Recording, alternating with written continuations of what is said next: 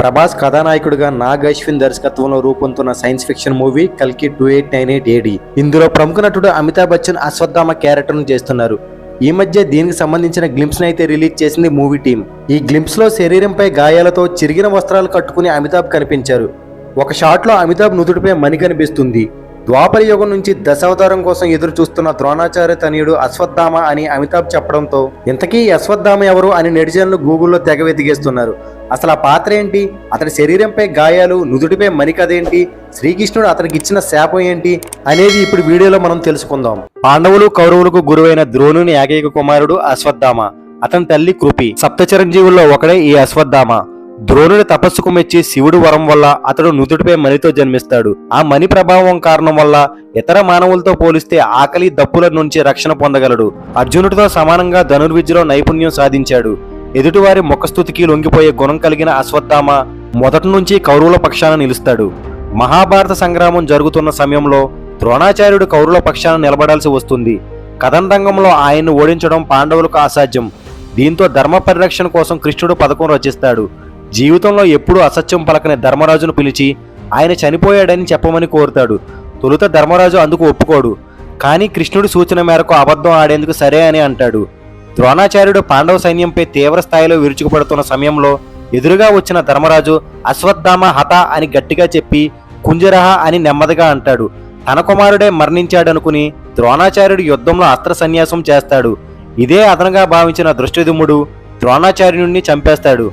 ఆ తర్వాత జరిగిన యుద్ధంలో కర్ణ, దుర్యోధనులు ఇతర కౌరవ సైన్యాన్ని ముట్టబెట్టి మహాభారత యుద్ధంలో పాండవులు విజయం సాధిస్తారు. ఓ పక్క తండ్రి మరణం, మరో పక్క స్నేహితులైన కౌరవులు నశించడం సహించలేకపోయిన అశ్వత్థామ తీవ్ర కోపంతో రగిలిపోతాడు. పాండవులను ఎలాగైనా అంతం చేస్తానని దుర్యోధనుడికి మరణానికి ముందు అతనికి మాట ఇస్తాడు. శివుని అనుగ్రహంతో వరం పొంది ద్రౌపదీ పుత్రులైన 5 ఉప పాండవులను అంటే ప్రతివింజుడు, శృతసోముడు, శృతకర్ణుడు, శతానికుడు, శృతసేనుడిని చంపేస్తాడు. ఇది తెలుసుకున్న శ్రీకృష్ణుడు మరియు పాండవులు అతన్ని వెంబడిస్తారు. గురుపుత్రుడన్న కారణంగా చంపకుండా వదిలేస్తారు. అశ్వత్థామ కపట బుద్ధి తెలిసిన శ్రీకృష్ణుడు అతన్ని ఎలాంటి దుశ్చర్యకు పాల్పడకుండా అడ్డుకునేందుకు పాండవులతో కలిసి కౌరవ శిబిరానికి చేరుకుంటాడు. అప్పటికే అతడు వ్యాసాశ్రమానికి వెళ్లడంతో శ్రీకృష్ణుడు అక్కడికి వెళ్తాడు. కృష్ణుడితో కలిసి వ్యాసాశ్రమానికి వచ్చిన పాండవులను చూసిన అశ్వత్థామ క్రౌర్యంతో రగిలిపోతాడు. కోపంతో విచక్షణ కోల్పోయి తన తండ్రి అనుగ్రహించిన బ్రహ్మ శిరోనామాస్త్రకాన్ని అపాండవీయం అవుగాక అని ప్రయోగిస్తాడు. ఆ అస్త్రశక్తి వల్ల భూమి మీద ఉన్న పాండవులు, వారి సంతతి మొత్తం నాశనమయ్యే ప్రమాదం ఉంది. కానీ దాన్ని అడ్డుకోమని అర్జునుడిని ఆదేశిస్తాడు శ్రీకృష్ణుడు. బ్రహ్మ శిరోనామాస్త్రకాన్ని అడ్డుకోవాలంటే అదే అస్త్రాన్ని ప్రయోగించాలి. అర్జునుడి తపోశక్తి వల్ల అప్పటికే ఆ అస్త్రాన్ని పొంది ఉండడంతో పాండవులకు క్షేమం చేకూరుగాక అని మరోవైపు నుంచి అస్త్రాన్ని ప్రయోగిస్తాడు. 2 బ్రహ్మాస్త్రకాలు ఢీకొంటే ప్రళయమే, భూమండలమంతా సర్వనాశనమైపోతుంది. వెంటనే ఈ ఉపద్రవాన్ని గ్రహించిన వ్యాస మహర్షి, నారదుడు పరుగున వచ్చి ఆ అస్త్రాన్ని ఉపసంహరించుకోవాల్సిందిగా అర్జునుడిని కోరతారు. పెద్దల సూచన మేరకు అర్జునుడు తన అస్త్రాన్ని వెనక్కి తీసుకుంటాడు. మరి అశ్వత్థామ ప్రయోగించిన అస్త్రం మాట ఏంటి గురువర్య అని వ్యాసుడిని అర్జునుడు అడగ్గా, అస్త్రాన్ని ఉపసంహరించు, పాండవులు నిన్ను ఏమీ చేయరు అని అశ్వత్థామకు వ్యాసుడు సూచిస్తాడు. వ్యాసుడి మాటకి గౌరవం ఇస్తున్నట్లు నటిస్తూనే పాండవేయ రాగగర్భాలు నశించుగాక అని అతడు తన అస్త్రాన్ని దిశమారుస్తాడు. దాని ప్రకారం పాండవుల భార్యలు, కోడళ్ళ గర్భాలను ఆ అస్త్రం విచ్ఛిన్నం చేస్తుంది. అప్పుడు ఉత్తర ఒక్కతే గర్భంతో ఉండటంతో ఆమె గర్భం విచ్ఛిన్నమవుతుంది. అశ్వత్థామ కుటిల బుద్ధికి కోపోద్రిక్తుడైన శ్రీకృష్ణుడు అతడి తలపై ఉన్న సహజమణిని తీసి శపిస్తాడు. ఒంటి నుంచి రక్తం కారుతూ దుర్గంధంతో, ఆహారం దొరక్క మండిపోతున్న శరీరంతో ఈ భూమి మీదే తిరుగు అని పేర్కొంటాడు. బ్రహ్మశిరోనామాస్త్రక ప్రయోగం వల్ల ఉత్తర గర్భంలో మరణించిన శిశువును కృష్ణుడు తన యోగమాయతో ప్రాణం పోసి బతికిస్తాడు.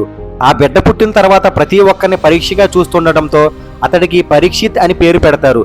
బ్రాహ్మణుడు, అన్ని విద్యలో సుశిక్షితుడు అయిన అశ్వత్థామ రాగద్వేషాలు, బంధుప్రీతి కారణంగా క్రోధం, మూర్ఖత్వాలకు లోనై శాపగ్రస్తుడయ్యాడు. ఇలా కృష్ణుడి శాపం వల్ల మానని గాయాలతో భూమి మీదే 3000 సంవత్సరాల పాటు అశ్వత్థాముడు బ్రతికే ఉంటాడు. ఇక కల్కి మూవీలో అమితాబ్ అశ్వత్థామగా చేస్తుండడంతో ఆ పాత్రపై అందరిలోనూ ఆసక్తి నెలకొంది.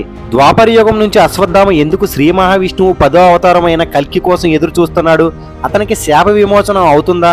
తిరిగి ఆ సహజమని అతనికి చేరుతుందా? కల్కికి అతను సహాయం చేస్తాడా లేక పోరాడతాడా వంటి ప్రశ్నలకు కల్కి మూవీలో సమాధానం దొరికే అవకాశం ఉంది. సో ఇది ఫ్రెండ్స్ ఈ రోజు వీడియో. ఈ వీడియో మీకు నచ్చినట్లయితే వీడియోని లైక్ చేసి మన ఛానల్ని సబ్స్క్రైబ్ చేయండి. నెక్స్ట్ మరో ఇంట్రెస్టింగ్ వీడియోతో మళ్ళీ కలుద్దాం. Thank you so much and bye.